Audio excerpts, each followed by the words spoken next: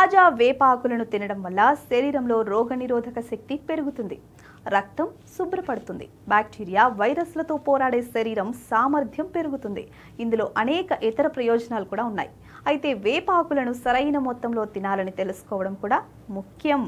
వేప ఆకు రుచిలో చేదుగా ఉంటుంది, కానీ ఆరోగ్యానికి కూడా అంతే మేలు చేస్తుంది. వేప ఆకులు అనేక ఔషధ గుణాలను కలిగి ఉంటాయి. దీని వినియోగం అనేక రకాలైన వ్యాధులను నివారిస్తుంది.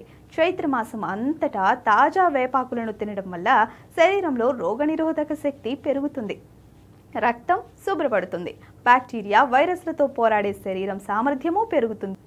ఇందులో అనేక ఇతర ప్రయోజనాలు కూడా ఉన్నాయి. అయితే వేపాకులను సరైన మొత్తంలో తినాలని తెలుసుకోవడం కూడా ముఖ్యం. చైత్రమాసంలో కృష్ణపక్షం, శుక్లపక్షం ఉంటాయి. శుక్లపక్షంలో వేపాకుల వినియోగం ఎక్కువ ప్రయోజనకరంగా ఉంటుంది. శుక్లపక్షంలో చంద్రుని కాంతి పెరుగుతుంది. అందువల్ల శుక్లపక్షంలో ప్రతిరోజు 4 తాజా ఎర్రటి వేపాకులను నమిలి తినాలి. పూర్తిగా ఆకుపచ్చ వేపాకుల కంటే తాజా ఎర్రటి వేపాకులు చాలా రెట్లు ఎక్కువ ప్రయోజనకరంగా ఉంటాయని ఆయుర్వేద ఆరోగ్య నిపుణులు చెప్తున్నారు.